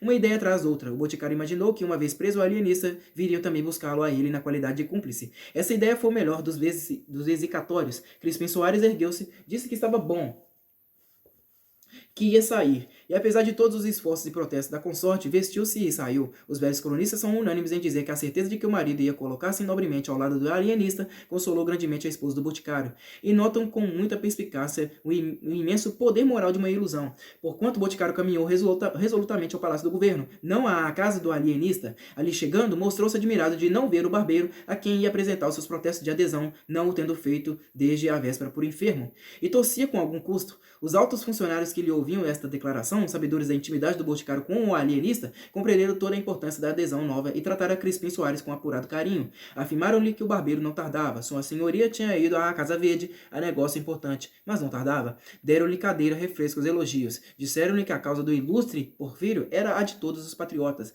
ao que o Boticário ia repetindo que sim, que nunca pensara outra coisa, que isso mesmo mandaria declarar a sua majestade. Capítulo 9. 2 lindos casos. Não se demorou a alienista em receber o barbeiro, declarou-lhe que não tinha meio de resistir e, portanto, estava prestes a obedecer. Só uma coisa pedia, é que o não constrangesse a assistir pessoalmente à destruição da Casa Verde. Engana-se, vossa senhoria, disse o barbeiro depois de alguma pausa. Engana-se em atribuir ao governo intenções vandálicas. Com razão ou sem ela, a opinião crê que a maior parte dos doidos ali metidos estão em seu perfeito juízo, mas o governo reconhece que a questão é puramente científica e não cogita em resolver com posturas as questões científicas. Demais, a Casa Verde é uma instituição pública, tal a aceitamos das mãos da Câmara dissolvida. Há, entretanto, por força que há de haver um alvitre intermédio que restitua o sossego ao espírito público. O alienista mal podia dissimular o assombro. Confessou que esperava outra coisa. O arrasamento do hospício, a prisão dele, o desterro, tudo, menos... O pasmo de Vossa Senhoria atalhou gravemente o barbeiro. Vem de não atender à grave responsabilidade do governo. O povo, tomado de uma cega piedade que lhe dá, em tal caso, legitima a indignação, pode exigir do governo certa ordem de atos, mas este, com a responsabilidade que lhe incumbe, não os deve praticar, ao menos integralmente, e tal é a nossa situação.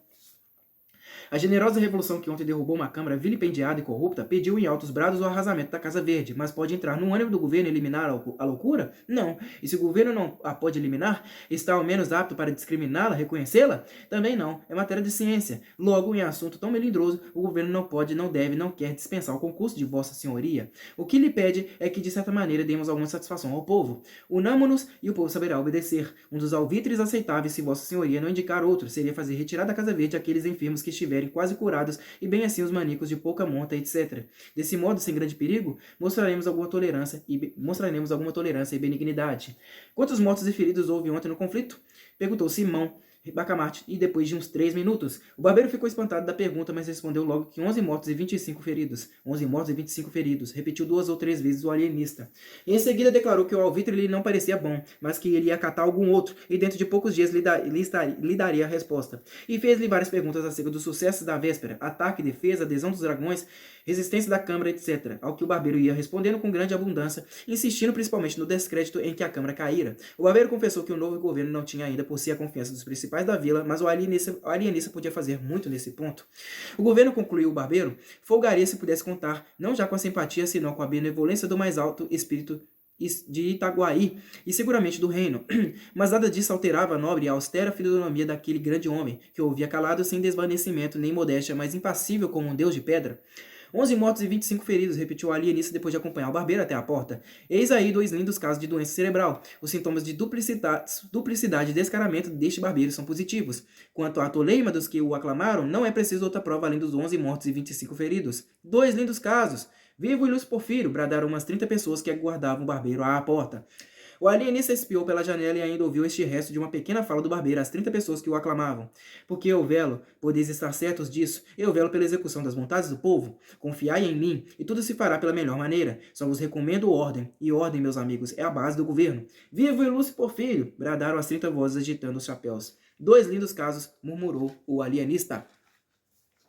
Capítulo 10, a restauração. Dentro de 5 dias, o alienista meteu na Casa Verde cerca de 50 aclamadores do novo governo.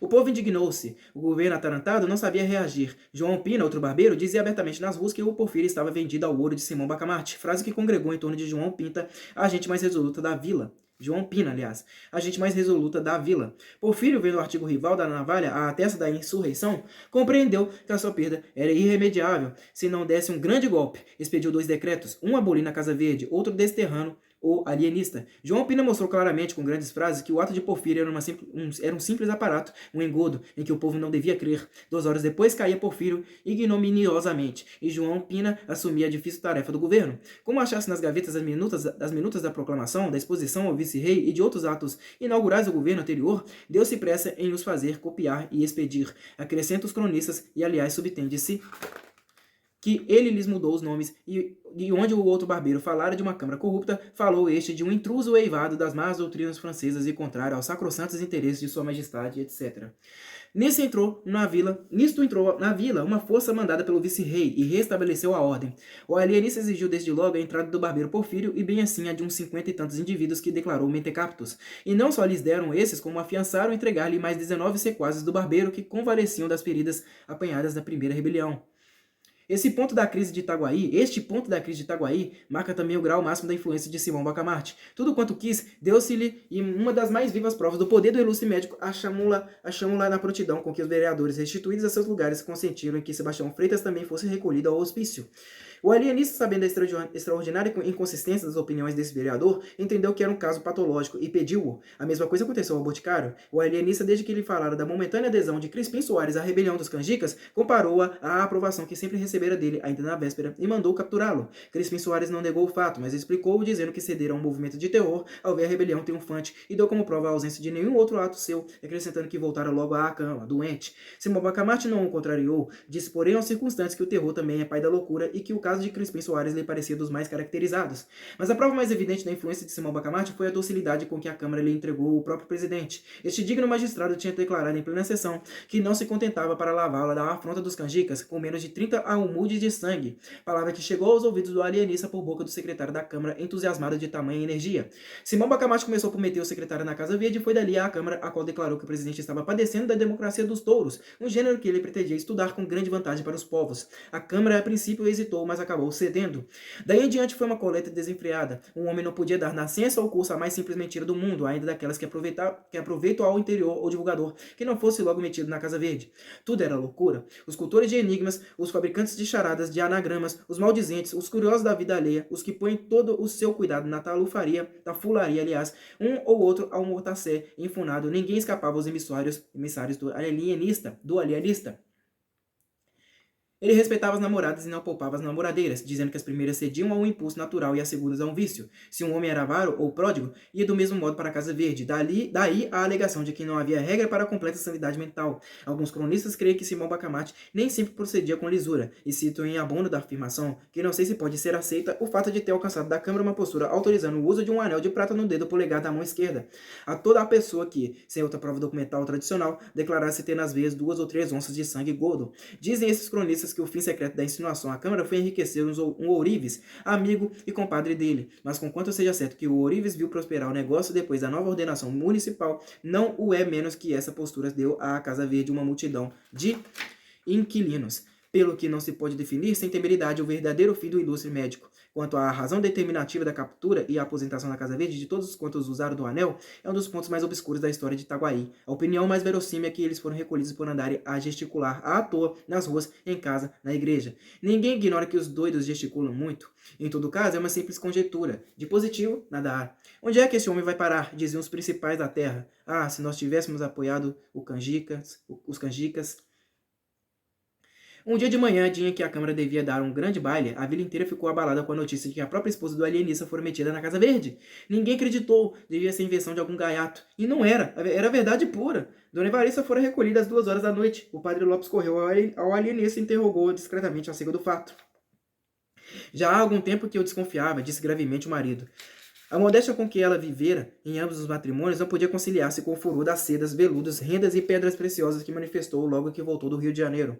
Desde então comecei a observá-la. Suas conversas eram todas sobre esses objetos. Se eu lhe falava das antigas cortes, inquiria logo da forma dos vestidos das damas. Se uma senhora a visitava na minha ausência, antes de me dizer o objeto da visita, descrevia-me o trajo, aprovando umas coisas e censurando outras. Um dia, creio que vossa reverendíssima há de lembrar-se, propôs-se a fazer anualmente o vestido para a imagem da Nossa Senhora da Matriz. Tudo isto eram sintomas graves. Esta noite, porém, declarou-se a total demência. Tinha escolhido, preparado e enfeitado o vestuário que levaria ao baile da Câmara Municipal. Só hesitava entre um colar de granada e outro de safira. Anteontem perguntou-me qual deles levaria. Respondi-lhe que um ou outro lhe ficava bem. Ontem repetiu a pergunta ao almoço. Pouco depois de jantar, fui achá-la calada e pensativa. Que tem? Perguntei-lhe. Queria levar o colar de granada, mas acho o de safira tão bonito. Pois leve o de safira. Ah, mas onde fica o de granada? Enfim, passou a tarde sem novidade. Ceamos e deitamo-nos. Alta noite seria a 1h30. Acordo e não a vejo. Acordo e não a vejo. Levanto-me, vou ao quarto de vestir. Acho-a diante de 2 colares, ensaiando-os ao espelho. Ora um, ora outro. Era evidente a demência. Recolhia logo. O padre Lopes não se satisfez com a resposta, mas não objetou nada. O alienista, porém, percebeu e explicou-lhe que o caso de Dona Evarista era de mania suntuaria não incurável. Em todo caso, digno de estudo. Conto pô-la boa dentro de 6 semanas, concluiu ele. E a abnegação do ilustre médico deu-lhe grande realce. Conjecturas, invenções, desconfianças, tudo caiu por terra desde que ele não duvidou recolher à Casa Verde a própria mulher, a quem amava com todas as forças da alma. Ninguém mais tinha o direito de resistir-lhe, menos ainda de atribuir-lhe intuitos alheios à ciência. Era um grande homem austero, Hipócrates, forrado de Catão. Capítulo 11. O assombro de Itaguaí. E agora prepare-se ao leitor para o mesmo assombro em que ficou a vila ao saber um dia que os loucos da Casa Verde iam todos ser postos na rua. Todos? Todos. É impossível, alguns sim, mas todos. Todos, assim o disse ele no ofício que mandou hoje de manhã à Câmara. De fato, ali nisso oficiara à Câmara expondo, primeiro, que verificara das estatísticas da vila e da Casa Verde que 4/5 da população estavam aposentados naquele estabelecimento. Segundo, que essa deslocação de população levara-o a examinar os fundamentos de sua teoria das moléstias cerebrais, teoria que excluía do domínio da razão todos os casos em que o equilíbrio das faculdades não fosse perfeito e absoluto. Terceiro, que desse exame do fato estatístico resultara para ele a convicção de que a verdadeira doutrina não era aquela, mas a oposta, e portanto que se devia admitir como normal e exemplar o desequilíbrio das faculdades e como hipóteses patológicas todos os casos em que aquele equilíbrio fosse ininterrupto. Quarto, que à vista disso declarava à Câmara que ia dar liberdade aos reclusos da Casa Verde e agasalhar nela as pessoas que se achassem nas condições agora expostas. Quinto, que tratando de descobrir a verdade científica não se pouparia a expostos de toda a natureza, esperando da Câmara igual dedicação. Sexto, que restituía à Câmara e aos particulares a soma do estipêndio recebido para alojamento dos supostos loucos, descontada a parte efetivamente gasta com a alimentação, roupa, etc., o que a Câmara mandaria verificar nos livros e arcas da Casa Verde. O assombro de Itaguaí foi grande, não foi menor a alegria dos parentes e amigos dos reclusos. Jantares, danças, luminárias, músicas, tudo houve para celebrar tão fausto acontecimento. Não descrevo as festas por não interessarem ao nosso propósito, mas foram esplêndidas, tocantes e prolongadas. E vão assim as coisas humanas. No meio do regozijo produzido pelo ofício de Simão Bacamarte, ninguém advertia na frase final do inciso 4º. Inciso, porra? Acho que é inciso. Inciso 4º, uma frase cheia de experiências futuras. Capítulo 12, o final do inciso 4. Apagaram-se as luminárias, reconstituíram-se as famílias, tudo parecia reposto nos antigos eixos. Reinava a ordem e a Câmara exercia outra vez o governo sem nenhuma pressão externa. O próprio presidente e o vereador Freitas tornaram aos seus lugares. O barbeiro Porfírio, ensinado pelos acontecimentos, tendo provado tudo, como o poeta disse, de Napoleão e mais alguma coisa, porque Napoleão não provou a Casa Verde, o barbeiro achou preferível a glória obscura da navalha e da tesoura às calamidades brilhantes do poder. Foi, é certo, processado, mas a população da vila implorou a clemência de sua majestade. Daí o perdão. João Pina foi absolvido, atendendo-se àquele a que ele, aliás, derrocara um rebelde. Os cronistas pensaram que deste fato é que nasceu o nosso adágio. Ladrão que furta ladrão tem 100 anos de perdão.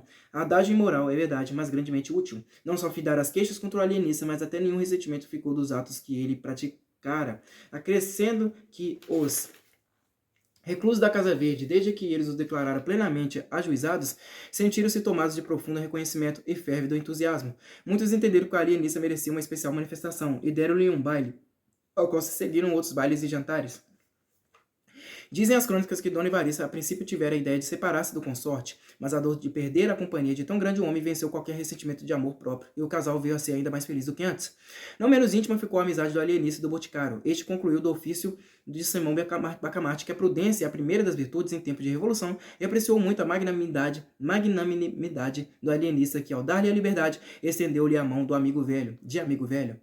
É um grande homem, disse ele à mulher, referindo àquela circunstância. Não é preciso falar do Albardeiro, do Costa, do Coelho, do Martim Brito e outros especialmente nomeados neste escrito. Basta dizer que pudera exercer livremente os seus hábitos anteriores. O próprio Martim Brito, recluso por um discurso em que louvara enfaticamente o Dona Evarista, fez agora outro em honra do insigne médico, cujo altíssimo gênio, elevando as asas muito acima do sol, deixou abaixo de si todos os demais espíritos da terra. Agradeço suas palavras, retorquiu-lhe o alienista, e ainda me não arrependo de o haver restituído à liberdade. Entretanto, a Câmara que respondera ao ofício de Simão Bacamarte, com a ressalva de que oportunamente estatuiria em relação ao final do inciso 4º, tratou enfim de legislar sobre ele. Foi adotada sem debate uma postura autorizando o alienista a agasalhar na Casa Verde as pessoas que se achassem no gozo do perfeito equilíbrio das faculdades mentais. E porque a experiência da Câmara tivesse sido dolorosa, estabeleceu ela a cláusula de que a autorização era provisória, limitada a 1 ano, para o fim de ser experimentada a nova teoria psicológica, podendo a Câmara, antes mesmo daquele prazo, mandar fechar a Casa Verde, se a isso fosse aconselhada por motivos de ordem pública. O vereador Freitas propôs também a declaração de que em nenhum caso fossem os vereadores recolhidos ao asilo dos alienados, cláusula que foi aceita, votada e incluída na postura, apesar das reclamações do vereador Galvão. O argumento principal deste magistrado é que a Câmara, legislando sobre uma experiência científica, não podia excluir as pessoas dos seus membros das consequências da lei. A exceção era odiosa e ridícula. Mal proferir essas duas palavras, romperam os vereadores em altos brados contra a audácia e insensatez do colega. Este, porém, ouviu-os e limitou-se a dizer que votava contra a exceção. A vereança, concluiu ele, não nos dá nenhum poder especial, nem nos elimina do espírito humano. Simão Bacamarte aceitou postura com todas as restrições. Quanto à exclusão dos vereadores, declarou que teria profundo sentimento se fosse compelida a recolhê-los à Casa Verde. A cláusula, porém, era a melhor prova de que eles não padeciam do perfeito equilíbrio das faculdades mentais. Não acontecia o mesmo ao vereador Galvão, cujo acerto na objeção feita e cuja moderação na resposta dada às invectivas dos colegas mostravam da parte dele um cérebro bem organizado, pelo que rogava à Câmara que lhe o entregasse. A Câmara, sentindo-se ainda gravada pelo proceder de vereador Galvão, estimou o pedido do alienista e votou unanimemente a entrega. Compreende-se que, pela teoria nova, não bastava um fato ou um dito para recolher alguém à Casa Verde. Era preciso um longo exame, um vasto inquérito do passado e do presente. O padre Lopes, por exemplo, só foi capturado 30 dias depois da postura, a mulher do boticário 40 dias. A reclusão desta senhora encheu o consorte de indignação. Crispim Soares saiu da casa espumando de cólera e declarando às pessoas a quem encontrava que ia arrancar as orelhas ao tirano. Um sujeito adversário do alienista, ouvindo na rua essa notícia, esqueceu os motivos de dissidência e correu à casa de Simão Bacamarte a participar-lhe o perigo que corria. Simão Bacamarte mostrou-se grato ao procedimento do adversário e poucos minutos lhe bastaram para conhecer a retidão dos seus sentimentos, a boa-fé, o respeito humano, a generosidade. Apertou-lhe muito as mãos e recolheu-o à Casa Verde. Um caso destes é raro, disse ele à mulher pasmada. Agora esperemos o nosso Crispim. Crispim Soares entrou. A dor vencera a raiva. O boticário não arrancou as orelhas ao alienista. Este consolou seu privado, assegurando-lhe que não era caso perdido. Talvez a mulher tivesse alguma lesão cerebral. Ia examiná-la com muita atenção, mas antes disso não podia deixá-la na rua. E parecendo-lhe vantajoso reuni-los, porque a astúcia, aliás, e velhacaria do marido poderiam, de certo modo, curar a beleza moral que ele descobrira na esposa, disse Simão Bacamarte. O senhor trabalhará durante o dia na botica, mas almoçará e jantará com sua mulher, e cá passará as noites, e os domingos e dias santos. A proposta colocou o pobre boticário na situação do asno de Buridan. Queria viver com a mulher, mas temia voltar à Casa Verde. E nessa luta esteve algum tempo até que Dona Evarista o tirou da dificuldade, prometendo que se incumbiria de ver a amiga e transmitiria os recados de um para o outro. Crispim Soares beijou-lhe as mãos agradecido. Este último rasgo de egoísmo pusilânime pareceu sublime ao alienista. Ao cabo de 5 meses estavam alojadas umas 18 pessoas, mas Simão Bacamarte não afrouxava. Ia de rua em rua, de casa em casa, espreitando, interrogando e estudando. E quando colhia um enfermo, levava-o com a mesma alegria com que outrora os arrebanhava às dúzias. Essa mesma desproporção confirmava a teoria nova. Achara-se, enfim, a verdadeira patologia cerebral. Um dia conseguiu meter na Casa Verde o juiz de fora, mas procedia com tanto escrúpulo que o não fez, senão depois de estudar minuciosamente todos os seus atos e interrogar os principais da vila. Mais de uma vez esteve prestes a recolher pessoas perfeitamente desequilibradas. Foi que se deu com um advogado em que reconheceu um tal conjunto de qualidades morais e mentais que era perigoso deixá-lo na rua. Mandou prendê-lo, mas o agente desconfiado pediu-lhe para fazer uma experiência. Foi ter com um compadre, demandado por um testamento falso, e deu-lhe de conselho que tomasse por advogado o Salustiano, era o nome da pessoa em questão. Então parece-lhe, sem dúvida, vá, confesse tudo, a verdade inteira, seja qual for, e confie-lhe a causa. O homem foi ter com o advogado, confessou ter falsificado o testamento e acabou pedindo que lhe tomasse a causa. Não se negou ao advogado, estudou os papéis, arrazoou longamente e provou a todas as luzes que o testamento era mais que verdadeiro. A inocência do réu foi solenemente proclamada pelo juiz e a herança passou-lhe às mãos. O distinto jurisconsulto deveu a essa experiência a liberdade, mas nada escapa a um espírito original e penetrante. Simão Bacamarte, que desde algum tempo notava o zelo, a sagacidade, a paciência, a moderação daquele agente, reconheceu a habilidade e o tino com que ele levara a cabo uma experiência tão melindrosa e complicada e determinou recolhê-lo imediatamente à Casa Verde. Deu-lhe todavia um dos melhores cubículos.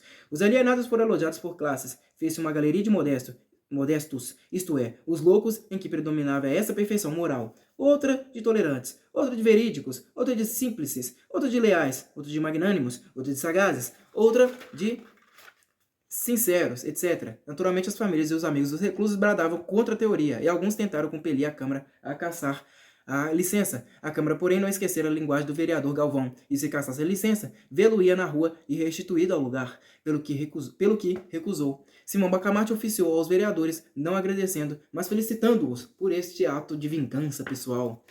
Desenganados da legalidade, alguns principais da vila recorreram secretamente ao barbeiro Porfírio e afiançaram-lhe todo o apoio de gente, de dinheiro e influência na corte, se ele pusesse a testa de outro movimento contra a Câmara e o alienista. O barbeiro respondeu-lhes que não, que a ambição o levara da primeira vez a transgredir as leis, mas que ele se emendara reconhecendo o erro próprio e a pouca consistência da opinião dos seus mesmos sequazes. Que a Câmara entendera autorizar a nova experiência do alienista por 1 ano, cumpria ou esperar o fim do prazo, ou requerer ao vice-rei, caso a mesma Câmara rejeitasse o pedido. Jamais aconselharia o emprego de um recurso que ele viu falhar em suas mãos, e isso a troco de mortes e ferimentos que seriam seu eterno remorso. O que é que me está dizendo? Perguntou o alienista quando o agente secreto lhe contou a conversação do barbeiro com os principais da vila. 2 dias depois, o barbeiro era recolhido à Casa Verde, preso por ter cão, preso por não ter cão, exclamou o infeliz. Chegou ao fim do prazo, a Câmara autorizou um prazo suplementar de 6 meses para ensaio dos meios terapêuticos. O desfecho deste episódio da crônica itaguaiense é de tal ordem e tão inesperado que merecia nada menos de 10 capítulos de exposição, mas contento-me com um, que será o remate da narrativa e um dos mais belos exemplos de convicção científica e abnegação humana. Capítulo 13. Plus Ultra. Era a vez da terapêutica. Simão Bacamarte, ativo e sagaz em descobrir enfermos, excedeu-se ainda na diligência e penetração com que principiou a tratá-los. Neste ponto, todos os cronistas estão de pleno acordo. O ilustre alienista fez curas pasmosas que excitaram a mais viva admiração em Itaguaí. Com efeito, era difícil imaginar mais racional o sistema terapêutico.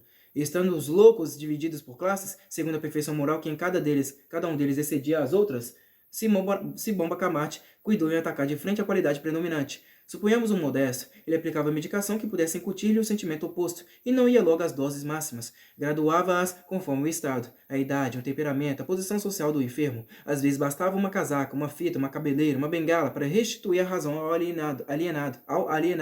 Em outros casos, a moléstia era mais rebelde, recorria então aos anéis brilhantes, às distinções honoríficas, etc. Houve um doente poeta que resistiu a tudo. Simão Bacamarte começava a tudo. Simão Bacamarte começava a desesperar da cura, quando teve a ideia de mandar correr Matraca para o fim de o apregoar como um rival de Garção e de Píndaro. Foi um santo remédio, contava a mãe do infeliz a uma comadre. Foi um santo remédio. Outro doente, também modesto, opôs a mesma rebeldia à medicação. Mas não sendo escritor, mal sabia assinar o nome, não se lhe podia aplicar o remédio da matraca. Simão Bacamarte lembrou-se de pedir para ele o lugar de secretário da Academia dos Encobertos estabelecido em Itaguaí. Os lugares de presidente e secretários eram de nomeação régia, por especial graça do finado rei Dom João V, e implicava o tratamento de excelência e o uso de uma placa de ouro no chapéu. O governo de Lisboa recusou o diploma, mas representando o alienista que o não pedia como prêmio honorífico ou distinção legítima, e somente como um meio terapêutico para um caso difícil, o governo cedeu excepcionalmente à súplica, e ainda assim não o fez sem extraordinário esforço do ministro da Marinha e Ultramar, que vinha a ser primo do alienado. Foi outro santo remédio. Realmente é admirável, dizia-se nas ruas ao ver a expressão sadia e enfunada dos dois ex-dementes. Tal era o sistema. Imagine-se o resto, que a beleza moral ou mental era atacada no ponto em que a perfeição parecia mais sólida. E o efeito era certo. Nem sempre era certo. Casos houve em que a qualidade predominante resistia a tudo. Então o alienista atacava outra parte, aplicando à terapêutica um método da estratégia militar, que toma uma fortaleza por um ponto, se por outro o não pode conseguir. No fim de 5 meses e meio estava vazia a Casa Verde. Todos curados. O vereador Galvão, tão cruelmente afligido de moderação e equidade, teve a felicidade de perder um tio. Digo felicidade porque o tio deixou um testamento ambíguo e ele obteve uma boa interpretação corrompendo os juízes e embaçando os outros herdeiros. A sinceridade do alienista manifestou-se nesse lance. Confessou ingenuamente que não teve parte na cura. Foi a simples vis medicatrix da natureza.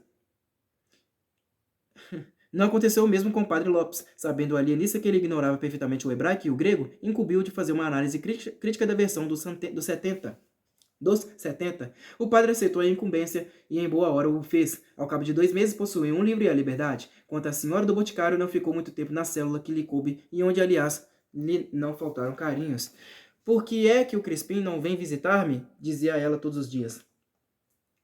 Respondiam-lhe ora uma coisa, ora outra. Afinal, disseram-lhe a verdade inteira, aliás. A digna matrona não pôde conter a indignação e a vergonha. Nas explosões da cólera, escaparam-lhe expressões soltas e vagas como estas. Tratante, velhaco, ingrato, um patife que tem feito casas à custa de ungüentos, falsificados e podres. Ah, tratante! Simão Bacamarte advertiu que ainda quando não fosse verdadeira a acusação contida nessas palavras, bastavam elas para mostrar que a excelente senhora estava, enfim, restituída ao perfeito desequilíbrio das faculdades, e prontamente lhe deu alta. Agora, se imaginais que o alienista ficou radiante ao ver sair o último hóspede da Casa Verde, mostrais com isso que ainda não lhe conheceis o nosso homem. Plus ultra era a sua divisa. Não lhe bastava ter descoberto a teoria verdadeira da loucura, não o contentava ter estabelecido em Itaguaí o reinado da razão. Plus ultra, não ficou alegre, ficou preocupado, cogitativo. Alguma coisa lhe dizia que a teoria nova tinha em si mesma outra e novíssima teoria.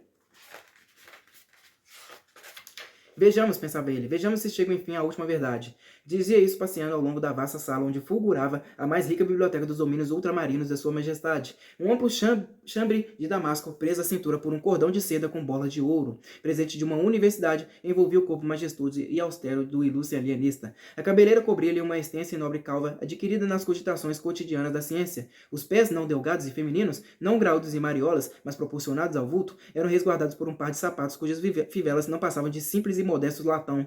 Veja a diferença, só lhe notava luxo, aliás, naquilo que era de origem científica, o que propriamente vinha dele trazer a cor da moderação e da singeleza, virtudes tão ajustadas à pessoa de um sábio. Era assim que ele ia, o grande alienista, de um cabo a outro da vasta biblioteca, metido em si mesmo, estranho a todas as coisas que não fossem um tenebroso problema da patologia cerebral. Súbito parou, em pé diante de uma janela, com o cotovelo esquerdo apoiado na mão direita aberta e o queixo na mão esquerda fechada, perguntou ele a si. Mas de veras estariam eles doidos e foram curados por mim? Ou o que pareceu cura não foi mais do que a descoberta do perfeito desequilíbrio do cérebro? E cavando por aí abaixo, eis o resultado a que chegou. Os cérebros bem organizados que ele acabava de curar eram desequilibrados como os outros. Sim, dizia ele consigo, eu não posso ter a pretensão de haver-lhes incutido um sentimento ou uma faculdade nova. Uma e outra coisa existiam no estado latente, mas existiam. Chegada a esta conclusão, o ilustre alienista teve 2 sensações contrárias, uma de gozo, outra de abatimento. A de gozo foi por ver que, ao cabo de longas e pacientes investigações, constantes trabalhos, luta ingente com o povo, podia afirmar essa verdade. Não havia loucos em Itaguaí. Itaguaí não possuía um só mentecapto, mas tão depressa esta ideia lhe refrescara a alma, ou outra apareceu Outra, aliás, apareceu que neutralizou o primeiro efeito, foi a ideia da dúvida, pois que Itaguaí não possuía um único cérebro consertado. Essa conclusão tão absoluta não seria por isso mesmo errônea, e não via, portanto, destruir o largo e majestoso edifício da nova doutrina psicológica? A aflição do egrégio Simão Bacamarte é definida pelos cronistas itaguaienses como uma das mais medonhas tempestades morais que tem desabado sobre o homem. Mas as tempestades só aterram os fracos. Os forres enrijam-se contra elas e fitam o trovão.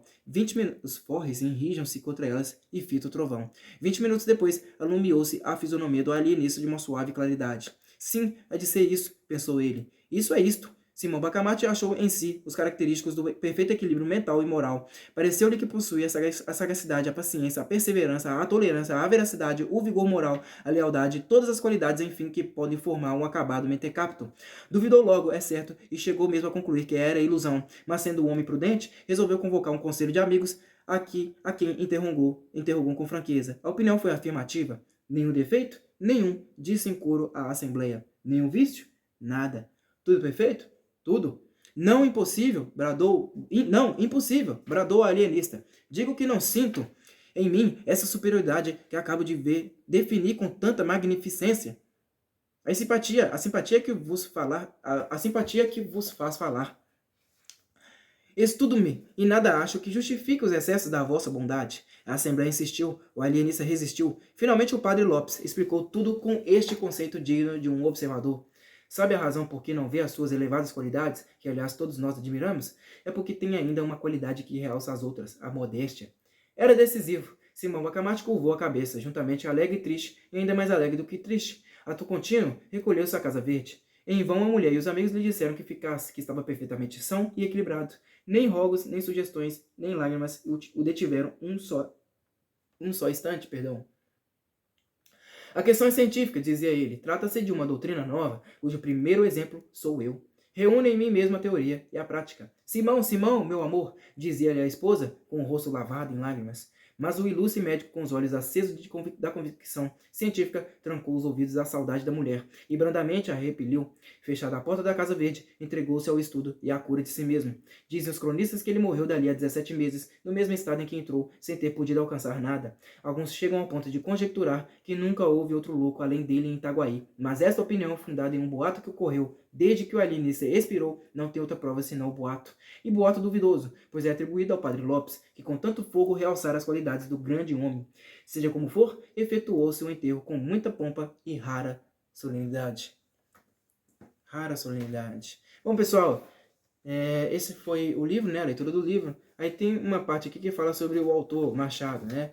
É uma página aqui falando sobre o autor. Deixa eu ler para vocês aqui essa página, tá? Autor.